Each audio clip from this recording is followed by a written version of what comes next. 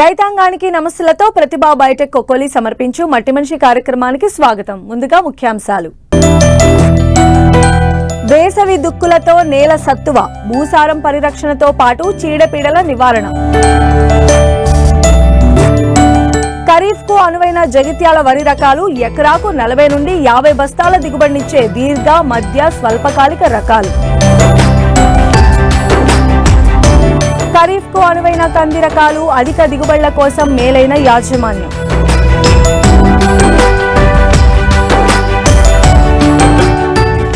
దున్నకుండా సాగు చేస్తే కొయ్యకుండా పోతుంది అనేది తెలుగు నానుడి. ఏ పంట వేయాలన్నా ముందుగా దుక్కి దున్నాల్సిందే. విత్తేందుకు, నాటేందుకు అనుకూలంగా పొలాన్ని సిద్ధం చేసుకోవాల్సిందే.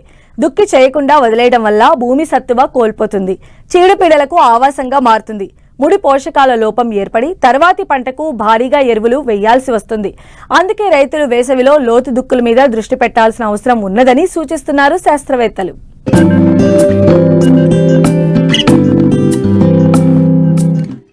యాసంగి కోతల తర్వాత చాలా మంది రైతులు భూమిని అలాగే వదిలేస్తారు. దీనివల్ల ఖాళీ భూముల్లో కలుపు మొక్కలు, ఇతర గడ్డి జాతి మొక్కలు పెరుగుతాయి. ఇవి భూమిలోని నీటిని, పోషక పదార్థాలను గ్రహించి భూమికి సత్తువ లేకుండా చేస్తాయి, భూసారాన్ని తగ్గిస్తాయి. భూమి లోపలి పొరల్లోని నీరు ఆవిరైపోతుంది. వేసవి దుక్కులు లేకుంటే తొలకరి వాన నీరు భూమిలోకి ఇంకకుండా పోతుంది. వర్షాల వల్ల భూమి కోతకు గురవుతుంది. ఖాళీ భూముల్లో చీడపీడలు భారీగా వృద్ధి చెందుతాయి. ఫలితంగా రాబోయే పంటకు తీవ్ర నష్టం వాటిల్లుతుంది. అందుకే భూమిని లోతుగా, అంటే 25-30 సెంటీమీటర్ల లోతున దున్నుకోవాలి. దీనివల్ల గత పంట అవశేషాలను తొలగించడంతో పాటు చీడపీడలకు సంబంధించిన ప్యూపా దశలను నివారించవచ్చని తెలియచేస్తున్నారు జమ్మికుంట కృషి విజ్ఞాన కేంద్రం శాస్త్రవేత్త మహేష్. అంతా మనకు ఇప్పుడు పంటలు తీసేసిన తర్వాత మన వ్యవసాయ భూములు అనేటివి ఖాళీగా ఉండడం జరుగుతుంది. దీనికి గాను మనము ఇప్పుడు ఆల్రెడీ వానాకాలము వేసుకునే పంట దగ్గర పడుతుంది కాబట్టి ఈ ఖాళీగా ఉన్న భూముల్ని మనము లోదుక్కులు చేసుకోవడం అనేది, అలాగే వేసవ దుక్కులు చేసుకోవడం అనేది మనకు ఇప్పుడు ప్రధానమైన అంశం. ఈ వేసవ దుక్కులు అనేది ఎందుకు చేసుకోవాలంటే మనకు ముఖ్యంగా మూడింటిని నివారించడానికి ఈ వేసవ దుక్కులు అనేది చాలా ఉపయోగపడుతుంది. దాంట్లో మొదటిది మనం చూసుకున్నట్టయితే కలుపు మొక్కలు. ఎప్పుడైతే మనము పంట వేయకుండా ఖాళీగా ఉంచిన పొలంలో కానీ, ఈ మన వ్యవసాయ క్షేత్రాలలో కానీ చూసినట్టయితే మనకు ఈ కలుపు మొక్కలు అనేది పెరగడం జరుగుతుంది. అలా పెరగడం వల్ల నేలలో ఉన్నటువంటి పోషకాలన్నిటినీ ఆ కలుపు మొక్కలు తీసుకోవడమే కాకుండా అవి మన పంటను ఆశించేటటువంటి కీటకాలకు మరియు శిలీంధ్రాలకు ఆవాసంగా పనిచేస్తాయి. ఎప్పుడైతే మనం ఈ వేసవి దుక్కులు చేసుకుంటామో ఈ కలుపు మొక్కల యొక్క గింజలు, విత్తనాలు అనేటివి భూమిలో పడడం వల్ల మనము వేసవి దుక్కులు చేసినప్పుడు ఆ కలుపు మొక్క విత్తనాలు అనేటివి పైకి వచ్చి అధిక వేడి వలన అవి చనిపోవడం జరుగుతుంది. అలాగ చేయడం వల్ల ఈ కలుపు మొక్కలు నశించడమే కాకుండా వేటికైతే ఈ పంట నశించే కీటకాలకు మరియు శిలీంధ్రాలకు ఆవాసాలుగా పనిచేస్తున్నాయో ఆ ఆవాసాన్ని మనము విచ్ఛిన్నం చేయడం జరుగుతుంది. అలాగే చూసుకున్నట్టయితే మనం ఈ వేసవి దుక్కులు చేసినప్పుడు మనం పంట ఉన్నప్పుడు అటువంటి ఈ కీటకాలు వాటి యొక్క కోశస్థ దశలు అనేటివి సుప్తావస్థ దశలో ఉండడం జరుగుతుంది. మనం ఎప్పుడైతే ఈ వేసవి దుక్కులు చేయడం వలన అవి బహిర్గతం కావడం వల్ల అధిక వేడి వల్ల ఆ కోశస్థ దశలు అనేటివి నశింపబడతాయి. అలాగే మీరు ఎప్పుడైతే గమనించినట్టయితే మనం ఎప్పుడైతే వేసవి దుక్కులు చేసినప్పుడు అలాగే ఈ లోతు దుక్కులు చేసినప్పుడు ఆ పక్షులు అనేటివి బయటకు వచ్చినటువంటి కీటకాల లార్వాలని అలాగే కోశస్థ దశలను తినడం జరుగుతుంది. దాని వలన ఏమవుతుందంటే మనం ఎప్పుడైతే పంటని వేస్తామో ఆ వేసినప్పుడు ఈ కోశస్థ దశలు అనేటివి మళ్ళీ తిరిగి పంటని ఆశించకుండా, ఈ లార్వాలు కూడా తిరిగి పంటను ఆశించకుండా చేసిన వలన అవుతాం. అంటే మనము ఒక కీటకం యొక్క జీవిత సైకిల్ని మనం విచ్ఛిన్నం చేస్తున్నాం. దానివల్ల మనం వేసుకునే పంటలకు ఈ కీటకాల యొక్క ఉధృతి అనేది తగ్గుతుంది. ఇది రెండవది. ఇక మూడవది చూసుకున్నట్టయితే ఈ దుక్కుల వలన మనకు ఎప్పుడైతే మనకు మొదటి పంటలో, అంటే మొదటగా వేసిన పంటల యొక్క శిలీంధ్ర బీజములు అనేటివి నేలలో ఉండడం జరుగుతుంది. సో ఈ వేసవి దుక్కులు చేయడం వలన ఆ బీజాలు అనేది బహిర్గతమై ఈ వేసకి తట్టుకోలేక చనిపోవడం జరుగుతుంది. ఇక్కడ కూడా మనము ఎట్లయితే కీటకాల యొక్క జీవిత చక్రాన్ని విచ్ఛిన్నం చేస్తామో అలాగే శిలీంధ్రాల యొక్క జీవిత చక్రాన్ని కూడా విచ్ఛిన్నం చేస్తాము. ఎక్కువ ఈ శిలీంధ్రాల నుంచి వచ్చేటటువంటి నారుకుళ్ళు కానీ, కాండంకుళ్ళు కానీ, వేరుకుళ్ళు కానీ బాగా ఈ శిలీంధ్రాల వల్ల వచ్చేటువంటి రోగాలు. సో ఈ వేసవి దుక్కులు చేయడం వల్ల వాటి యొక్క బీజాలని మనము విచ్ఛిన్నం చేస్తున్నాం కాబట్టి అవి తిరిగి మనం పంట వేసినప్పుడు, ఈ వానాకాలంలో పంట వేసినప్పుడు వాటికి ఆశించకుండా మన యొక్క పంట యొక్క ఉధృతి, అంటే పంటకు ఆశించే ఉధృతిని మనం విచ్ఛిన్నం చేయగలుగుతాము. ఈ పచ్చరొట్టి ఎరువులు వేసినటువంటి పిల్లి పెసర, జీలుగా ఈ మొదలగు పంటలు వేసుకొని అవి ఎప్పుడైతే ఒక 50% పుష్పించి దశకు వస్తాయో వాటిని కలెదునడం ద్వారా కూడా మనం ఏం చేస్తామంటే నేల యొక్క సారాన్ని పెంచుకొని మనకు అన్ని వేళలా అధిక దిగుబడి వచ్చేటట్టు చేయడం జరుగుతుంది. సో ఈ విధంగా మనం వేసవి దుక్కులు లేదా లోతు దుక్కులు చేయడం వల్ల మనము ఈ విధంగా కలుపుని, పంట నాశించేటువంటి కీటకాలను మరియు పురుగులను అలాగే శిలీంధ్రాలను నాశనం చేయడం అనేది మనకు చాలా ఉపయోగకరంగా ఉంటుంది. పంటపై ఆశించే పురుగుల ఉధృతి తగ్గడం ద్వారా మనకు మంచిగా దిగుబడి వచ్చే అవకాశాలు ఉన్నాయి. అలాగే మనం భూసారాన్ని కూడా ఈ వేసవి దుక్కుల తర్వాత పెంచుకోవాలంటే ఈ పచ్చిరొట్టి ఎరువులను కలిగి దున్నడం కూడా మనం తీసుకోవాల్సిన ముఖ్యమైన అంశాలు.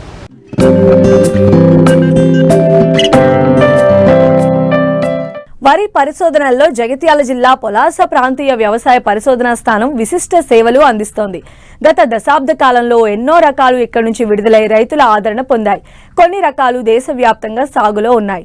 అయితే ప్రస్తుతం ఖరీఫ్ సాగుకు రైతులు సిద్ధమవుతూ ఉండడంతో జగిత్యాల జిల్లా ప్రాంతీయ వ్యవసాయ పరిశోధనా స్థానం నుండి విడుదలై అధిక దిగుబడినిస్తూ రైతుల మన్ననలు పొందుతున్న దీర్ఘ, మధ్యకాలిక, స్వల్పకాలిక రకాలు, వాటి గుణగణాల గురించి రైతులకు తెలియజేస్తున్నారు శాస్త్రవేత్త డాక్టర్ బి శ్రీనివాస్.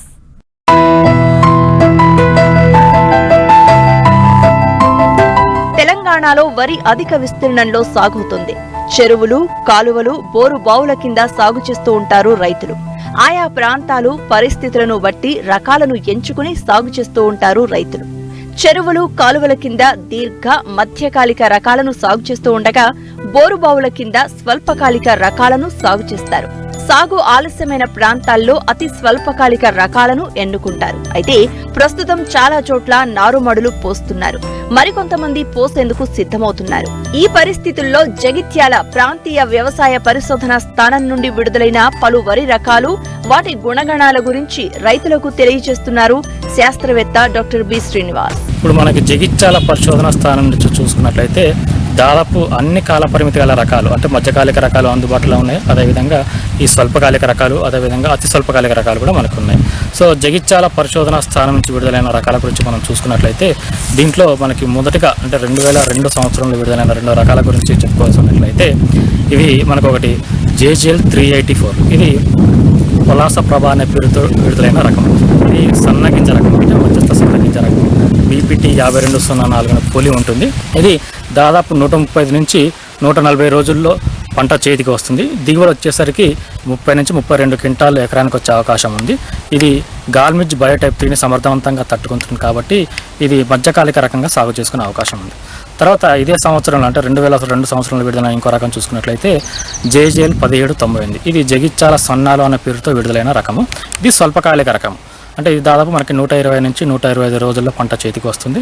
గాల్మిజ్జి బయోటైప్ 3ని తట్టుకుంటుంది. అదేవిధంగా BPT 5204ని పోలి ఉంటుంది. ఇది యాసంగికి అనుకూలం కాదు, అంటే కొద్దిగా చలిని తట్టుకోదు కాబట్టి ఓన్లీ వానాకాలానికి అనుకూలమైన రకము. దిగుబడి వచ్చేసరికి మనకు దాదాపు 30-32 క్వింటాలు తీసుకునే అవకాశం ఉంది. చేను మీద పడిపోదు కాబట్టి ఈ రకాన్ని వానాకాలంలో స్వల్పకాలిక రకంగా, సన్నగిజ్జ రకంగా రైతులు సాగు చేసుకోవచ్చు. తర్వాత మరో రకం విడుదలైన రకము JGL 3828. ఇది మనకు మానేర్ సోనా అనే పేరుతో విడుదలైంది. ఇది కూడా మధ్యకాలిక రకం, అంటే దాదాపు 135 నుంచి 140 రోజుల పంట చేతికి వస్తుంది. BPT 5204 పోలి ఉంటుంది. దాదాపు 28 నుంచి 32 క్వింటాలు ఎకరానికి దిగుబడి వచ్చే అవకాశం ఉంది. గాల్మిజ్ బయోటైప్ 3ని సమర్థవంతంగా తట్టు ఉంటుంది కాబట్టి మధ్యకాలిక రకంగా ఈ రకాన్ని కూడా, అంటే JGL 3828ని కూడా సాగు చేసుకోవచ్చు. దీంతోపాటు ఇంకో రకము JGL 3844. ఇది జగిత్యాల సాంబా అనే పేరుతో విడుదలైన రకము. సో ఇది మధ్యస్థ సన్నగింజ కలిగిన స్వల్పకాలిక రకం. ఇది కూడా జగిత్యాల సాంబ కూడా మనకి 120 నుంచి 125 రోజుల పంట చేతికి వస్తుంది. ఇది గింజ తెల్లగా ఉండి కంకి నల్లిని సమర్థవంతంగా తట్టుకొని అధిక దిగుబడినిచ్చే సన్నగింజ రకం. దాదాపు 32 క్వింటాల్ ఎకరానికి తీసుకోవచ్చు. ఇది యాసంగికి కూడా అనుకూలం. కాబట్టి ఈ రకాన్ని మన వానాకాలంతో పాటు యాసంగికి కూడా వేసుకునే అవకాశం ఉన్నది. తర్వాత ఇంకో రకము మనకి JGL 3855. ఇది కరీంనగర్ సాంబ అనే పేరుతో విడుదలైన రకము. ఇది మధ్యకాలిక రకం, అంటే దాదాపు 135 నుంచి 140 రోజుల పంట చేతికి వస్తుంది. గింజ మిక్కిలి సన్నగా ఉంటుంది. అన్నం నాణ్యత కూడా చాలా బాగా ఉంటుంది. ఇది అగ్గి తెగులను సమర్థవంతంగా తట్టుకుంటుంటుంది. దిగుబడి దాదాపు 28 నుంచి 30 క్వింటాల్ ఎకరాకి వచ్చే అవకాశం ఉంది. కాబట్టి రైతులు ఈ రకాన్ని కూడా మధ్యకాలిక రకంగా సాగు చేసుకోవచ్చు. తర్వాత మనకి JGL 11470 జగిత్యాల మషూరి అనే పేరుతో విడుదలైన రకము. ఇది అన్నం నాణ్యత చాలా బాగా ఉంటుంది. మనకి ఈ పంట కాలం అనేది 135 నుంచి 140 రోజుల పంట చేతికి వస్తుంది. తర్వాత ఈ దిగుబడి వచ్చేసరికి దాదాపు 32 క్వింటాల్ ఎకరానికి తీసుకునే అవకాశం ఉంది. ఈ కాండం దృఢంగా ఉండి చేను మీద పడిపోయిన రకం. కాబట్టి మధ్యకాలిక రకంగా ఈ రకాన్ని కూడా రైతులు సాగు చేసుకోవచ్చు. తర్వాత JGL 11727 11727. ఇది ప్రాణహిత అనే పేరుతో విడుదలైన రకము. ఇది కొద్దిగా ఎత్తు పెరుగుతుంది, దాదాపు 110-115 సెంటీమీటర్లు పెరుగుతుంది. అయితే ఇది అన్నం నాణ్యత చాలా బాగా ఉంటుంది. గింజ సన్నగా పొడవుగా ఉంటుంది. మన బ్యాక్టీరియల్ లీవ్ బ్లైట్ని కొంతవరకు తట్టుకుంటుంది. అగ్గి తెగులను కూడా కొంతవరకు తట్టుకుంటుంది. దిగుబడి దాదాపు 32 నుంచి 34 క్వింటాల్ ఎకరానికి తీసుకునే అవకాశం ఉంది. కాబట్టి నిరభ్యంతరంగా ఈ రకాన్ని, అంటే ప్రాణహిత రకాన్ని సాగు చేసుకోవచ్చు. తర్వాత మనకి అంజనా అనే రకం JGL 11118 అనే రకం కూడా విడుదలైంది. ఇది కొద్దిగా స్వల్పకాలిక రకం, అంటే దాదాపు మనకి 115 నుంచి 120 రోజుల పంట చేతికి వస్తుంది. ఈ రకం కూడా దిగుబడి దాదాపు మనకి 28 నుంచి 30 క్వింటాలు తీసుకునే అవకాశం ఉంది. సో ఈ రకాన్ని కూడా రైతులు సన్న రకంగా, స్వల్పకాలిక సన్నగింజ రకంగా రైతులు సాగు చేసుకునే అవకాశం ఉంది. తర్వాత విడుదలైన ఇంకో రకం ఏంటంటే మనకి JGL 17004, అంటే ఇది ప్రత్యుమ్న అనే పేరుతో విడుదలైంది. అంటే ఇది యాక్చువల్గా ప్రత్యామ్నాయ పరిస్థితులు, అంటే మనకు ఒకవేళ వర్షాలు లేటుగా పడి, వానాకాలంలో వర్షాలు లేటుగా పడి ఆగస్టు లేదా సెప్టెంబర్లో ఒకవేళ రైతులు వరి సాగు చేసుకోవాలనుకుంటే దమ్ము చేసి మొలకెత్తిన ఈ రకం విత్తనాలని నేరుగా సాగు చేసుకోవచ్చు. ఇది పంట మామూలుగా వానాకాలంలో, అంటే ఖరీఫ్లో చూసుకున్నట్లయితే దాదాపు 90 నుంచి 100 రోజుల పంట చేతికి వస్తుంది. తర్వాత యాసంగిలో చూసుకున్నట్లయితే 110 నుంచి 115 రోజుల పంట చేతికి వస్తుంది. దిగుబడి సామర్థ్యం చూసుకున్నట్లయితే దాదాపు మనకి 20 నుంచి 25 క్వింటాల్ ఎకరానికి వస్తుంది. తర్వాత గింజ గట్టిగా ఉండి గింజ రాలదు, చేను మీద పడిపోదు. సో ఈ రకాన్ని అతి స్వల్పకాలిక రకంగా ప్రత్యామ్నాయ పరిస్థితుల్లో రైతులు సాగు చేసుకోవచ్చు. తర్వాత విడుదలైన రకము JGL 18047. ఇది బతుకమ్మ అనే పేరుతోటి విడుదలైంది. సో ఇది 2015లో విడుదలైన దొడ్డు గింజ రకము. ఇది MT 1010 పోలి ఉన్న దొడ్డు గింజ రకము. దిగుబడి వచ్చేసరికి దాదాపు 32 నుంచి 35 క్వింటాలు ఎకరానికి తీసుకునే అవకాశం ఉంది. చలిని తట్టుకుంటుంది, నూక శాతం తక్కువగా ఉండి అధిక దిగుబడినిచ్చే రకము. సో రైతులు ఈ స్వల్పకాలిక రకం, అంటే ఇది దాదాపు మనకి వానాకాలంలో 120 రోజులు, యాసంగిలో చూసుకున్నట్లయితే దాదాపు 130 నుంచి 135 రోజుల పంట చేతికి వస్తుంది. కాబట్టి వానాకాలంలో స్వల్పకాలిక దొడ్డు గింజ రకం సాగు చేసుకున్న రైతులు ఈ బతుకమ్మని సాగు చేసుకోవచ్చు.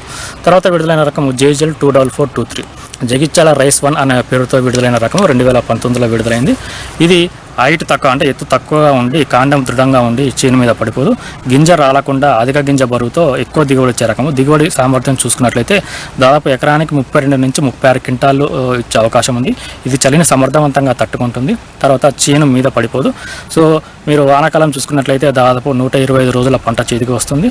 యాసంగి చూసుకున్నట్లయితే 130 నుంచి 140 రోజుల పంట చేతికి వస్తుంది. కాబట్టి ఈ స్వల్పకాలిక దొడ్డు గింజ రకం సాగు చేసుకున్న రైతులు ఈ JGL 24423 కూడా నిరభ్యంతరంగా సాగు చేసుకోవచ్చు. తర్వాత JGL 21078 రకము ఈ CVRC ద్వారా, అంటే సెంట్రల్ వెరైటల్ రిలీజ్ కమిటీ ద్వారా రిలీజ్ అయిన రకము. ఇది 2020లో రిలీజ్ అయింది. దీని దిగుబడి సామర్థ్యం వచ్చేసరికి ఇది కూడా దాదాపు మనకి 32 నుంచి 34 క్వింటాల ఎకరానికి తీసుకునే అవకాశం ఉంది. ఇది అగ్గి తెగులను కొంతవరకు తట్టుకుంటుంది, నూక శాతం కూడా తక్కువగా ఉండి దీన్ని కూడా స్వల్పకాలిక రకంగా మనం వానాకాలంలో కానీ యాసంగిలో కానీ సాగు చేసుకోవచ్చు. కాబట్టి ఇప్పుడు చెప్పిన రకాలన్నీ కూడా మనకి జగిత్యాల ప్రాంతీయ వ్యవసాయ పరిశోధన స్థానంలో విడుదలైన రకాలు. కాబట్టి దీంట్లో మనకి మధ్యకాలిక రకాలు ఉన్నాయి, స్వల్పకాలిక రకాలు ఉన్నాయి. కాబట్టి రైతులు ఎలాంటి రకాలు కావాలన్నా అలాంటి ఈ రకాలని వాళ్ళు మన పరిశోధన స్థానం సంప్రదించి సాగు చేసుకోవచ్చు.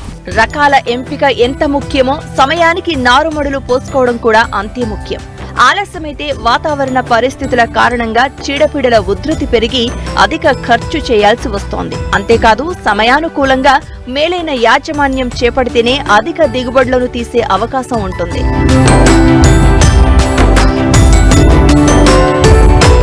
పంటల్లో ముఖ్యమైన పంట కంది. ఖరీఫ్లో 2 తెలుగు రాష్ట్రాల్లో ఏక పంటగాను, అంతర పంటగాను అధిక విస్తీర్ణంలో రైతులు సాగు చేస్తూ ఉంటారు.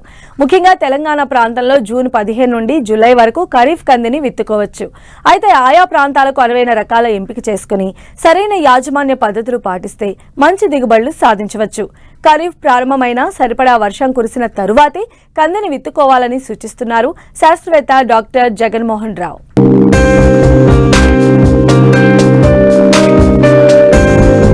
తెలుగు రాష్ట్రాలలో సాగవుతున్న పప్పు దినుసుల పంటల్లో కంది ముఖ్యమైనది. దాదాపు 12 లక్షల ఎకరాలలో సాగవుతుంది. తెలంగాణ ప్రాంతంలో సుమారుగా 7 లక్షల ఎకరాల్లో సాగుతుంది.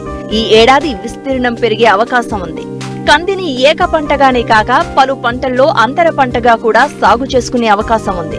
ఈ పంటలో ఎకరాకు 8 నుండి 10 క్వింటాళ్ల దిగుబడి సాధించే అవకాశం ఉన్నా మన రైతులు మాత్రం కేవలం 4 నుండి 5 క్వింటాళ్ల దిగుబడిని మాత్రమే పొందుతున్నారు. ఖరీఫ్ కంది జూన్ 15 నుండి జూలై 2వ పక్షం వరకు విత్తుకోవచ్చు. అయితే వర్షాలు ఆలస్యమైన ఆగస్టు చివరి వరకు కూడా విత్తుకోవచ్చని శాస్త్రవేత్తలు సూచిస్తున్నారు. సకాలంలో విత్తడం ఒకెత్తైతే ఆయా ప్రాంతాలకు అనువైన రకాలను ఎంపిక చేసుకోవడం మరో ఎత్తు. తెలంగాణ ప్రాంతంలో ఖరీఫ్ కంది సాగుకు ఏ రకాలు అనుకూలం, వాటి గుణగణాలు ఏ విధంగా ఉన్నాయో తెలియజేస్తున్నారు శాస్త్రవేత్త డాక్టర్ జగన్మోహన్ రావు. ముఖ్యంగా మరి ప్రస్తుతం రాష్ట్ర ప్రభుత్వం తీసుకున్న నూతన వ్యవసాయ విధానంలో భాగంగా చూసినట్లయితే కందిని రెట్టింపు విస్తీర్ణంలో అన్ని జిల్లాల్లో కూడా వ్యాపింపచేయడం అనేది ముఖ్య ఉద్దేశంగా కనబడుతుంది. కందిని దాదాపుగా అన్ని నేలల్లో పండించడానికి అనువైన పంటగా చెప్పుకున్నప్పటికీ కూడా అలాగే మురుగునీరు పోయే వసతి కలిగినట్లయితే ఇంకా మంచి పంట వస్తుంది. అలాగే చౌడు నేలలు కంది పంటకు పనికిరావు. విత్తుకునే అనువైన సమయం కనుక చూసుకున్నట్లయితే మనం జూన్ 15 నుంచి మొదలుకొని జూలై 15 వరకు విత్తుకున్నట్లయితే మంచి అధిక దిగుబడులు సాధించడానికి అవకాశం ఉంది. మనం ఎన్నుకున్న నేలను 2 లేదా 3 సార్లు బాగా దున్ని చెత్తాచెదారం లేకుండా చేసుకొని కనీసం ఒక 60 మిల్లీమీటర్ల వర్షపాతం నమోదైన తర్వాత మనం విత్తుకోవడానికి సిద్ధంగా ఉండాలి. మరి ఈ యొక్క వానాకాలానికి అనువైన రకాలు కనుక చూసుకున్నట్లయితే మనకు రుద్రేశ్వర వరంగల్ 65 WRG 65 అంటాము. ఈ యొక్క రకం ప్రాంతీయ వ్యవసాయ పరిశోధన స్థానం నుంచి విడుదలైంది. లావైన ఎరుపు గింజ రకము. అలాగే ఎండు తెగులు కొంత మేరకు తట్టుకుంటుంది. నల్ల భూములకు చాలా అనువైన రకంగా చెప్పుకోవచ్చు. ఇది దాదాపు ఎకరానికి సుమారు 8 నుంచి 9 క్వింటాల దిగుబడినిచ్చే సామర్థ్యం గల రకం.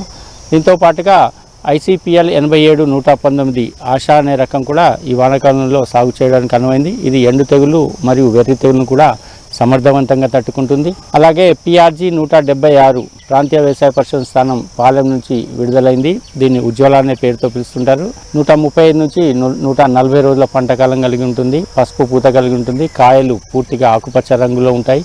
మధ్యస్థ లావుగా ఉంటాయి. తేలికపాటి ఎరుపు రంగు కలిగి ఉంటుంది. తక్కువ వర్షపాత కాలంలో మధ్యస్థ నేలలకు అనువైందిగా చెప్పుకోవచ్చు.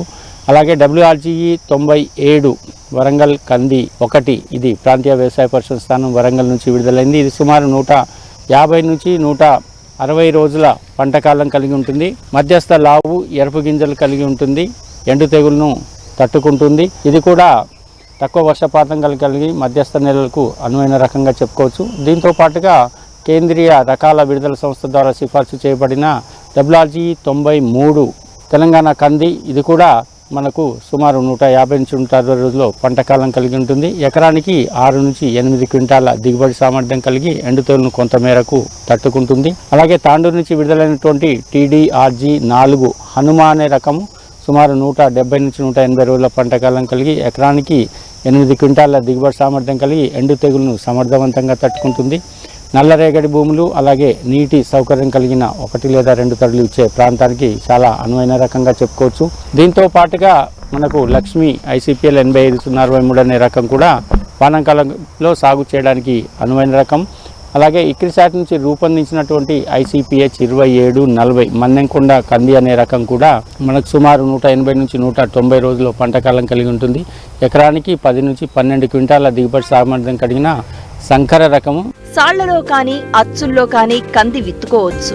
కంది సాగు వర్షాధారంగా చేపడతారు కాబట్టి విత్తే సమయము ఋతుపవనాలను బట్టి ఉంటుంది. అయితే భూసారాన్ని అనుసరించి సాళ్ల మధ్య దూరం, మొక్కల మధ్య దూరం పాటించాల్సి ఉంటుంది. అంతేకాదు మొదటి దశలో భూమి ద్వారా ఆశించే తెగుళ్ల నుండి పంటను కాపాడుకునేందుకు ఖచ్చితంగా విత్తన శుద్ధి చేయడంతో పాటు మొదటి దశలో వచ్చే కలుపు నివారణకు చర్యలు చేపట్టాలి. కంది విత్తే ముందు విధిగా దుక్కి తయారు చేసుకోవాలి. కనీసం 60 మిల్లీమీటర్ల వర్షపాతం నమోదు అయ్యాకే విత్తుకుంటే మొలక శాతం, ఎదుగుదల కానీ సాధారణంగా ఉండడానికి అవకాశం ఉంటుంది. బోదెలపై విత్తుకుంటే అధిక వర్షాలు వచ్చినా నీరు బయటకు వెళ్లేందుకు ఆస్కారం ఉంటుంది. తద్వారా మొక్క మురిగిపోకుండా ఆరోగ్యంగా పెరిగే అవకాశం ఉంది. ఎకరానికి 4 కిలోల విత్తనం అవసరం ఉంటుంది. విత్తే ముందు విధిగా విత్తన శుద్ధి చేసుకొని విత్తుకున్నట్లయితే మనకు తొలి దశలో వచ్చే చీడపీడల బారి నుండి కూడా పంటను కాపాడుకొని తర్వాత కూడా మనకు మంచి దిగుబడులు సాధించడానికి దోహదపడుతుంది. ఎండు తెగులకు సంబంధించి ప్రతి కిలో విత్తనానికి 8 గ్రాముల ట్రైకోడర్మా విరిడి చేత విత్తన శుద్ధి చేసుకోవాలి. ఆ తర్వాత ఎకరా విత్తనానికి సరిపోయే అంటే 4 కిలోల విత్తనానికి 200 గ్రాములు రైజోబియం కల్చర్ పట్టించి మనం నీడలో ఆరబెట్టి విత్తుకున్నట్లయితే తప్పనిసరిగా ఈ యొక్క వేర్ల ద్వారా బుడిపెలు తయారై ఆ బుడిపెల ద్వారా గాలిలో నత్రజని స్థిరీకరింపబడి మనకు పంట ఎదుగుదలకు దోహదపడడానికి అవకాశం ఉంటుంది. అలాగే విత్తేటప్పుడు భూమి యొక్క సారాన్ని బట్టి మనం సాళ్ల మధ్యలో ఎడాన్ని పాటించాల్సిన అవసరం ఉంటుంది. సాధారణంగా మధ్యస్థ నేలలకు 3 నుంచి 4 ఫీట్లు అంటే 90 నుంచి 120 సెంటీమీటర్లు ఎడం. అలాగే నల్లరేగడి భూములు అత్యంత సారవంతమైన భూములకు వెళ్ళినట్లయితే సుమారు 150 నుంచి 180 సెంటీమీటర్ల వరకు కూడా మనం సాళ్ల మధ్య ఎడాన్ని మనం పాటించవచ్చు. అలాగే మొక్కల మధ్య ఎడం చూసినట్లయితే మొక్కకు 20 సెంటీమీటర్ల ఎడంతో మనం మొక్కలు నాటుకున్నట్లయితే మనకు మొక్కల సాంద్రత సరిపో నుండి మంచి దిగుబడులు సాధించడానికి అవకాశం ఉంటుంది. మరి విత్తే ముందు సిఫార్సు చేయబడిన ప్రతి ఎకరానికి 2 టన్నుల పశువుల ఎరువుతో పాటుగా మనము రసాయనిక ఎరువులు కూడా ఆఖరి దుక్కులో వేయాల్సి ఉంటుంది. దీని కానీ 8 కిలోల నత్రజని, 20 కిలోల భాస్వరపు ఇచ్చే ఎరువులు ఆఖరి దుక్కులో వేసుకోవాలి. ముఖ్యంగా ఈ యొక్క 8 కిలోల నత్రజని కానీ 18 కిలోల యూరియా, అలాగే 20 కిలోల భాస్వరాన్ని ఇచ్చే సుమారు 125 కిలోల సింగిల్ సూపర్ ఫాస్ఫేట్ను మనం ఆఖరి దిక్కులో వేసుకున్నట్లయితే సరిపోతుంది. లేని పక్షంలో 50 కిలోల డై అమోనియం ఫాస్ఫేట్ కూడా ఆఖరి దిక్కులో వేసినట్లయితే మనకు తత్సమానంగా నత్రజని యూరియా అందుబాటులోకి వస్తుంది. ముఖ్యంగా విత్తనం ద్వారా వ్యాప్తి చెందే కలుపును సకాలంలో కనుక అదుపు చేయకపోతే మనకు దిగుబడులు కూడా తగ్గిపోవడానికి ఆస్కారం ఉంటుంది. కాబట్టి విత్తిన 24 నుంచి 40 గంటల లోపు మంచి పదంలో పెండిమిథాలిన్ అనే కలుపునాశిని ప్రతి లీటర్ నీటికి 5 మిల్లీలీటర్ల చొప్పున ఎకరానికి సుమారు 1 లీటర్ నుంచి లీటర్ బావు వరకు వాడి సమంగా పిచికారీ చేసుకున్నట్లయితే ఏ విత్తనం ద్వారా వ్యాప్తి చెందే కలుపు మొక్కలు మొలవకుండా తొలి దశల్లో కలుపుకి పంటకి పోటీతత్వం లేకుండా మంచి ఎదుగుదలకు దోహదపడడానికి అవకాశం ఉంటుంది.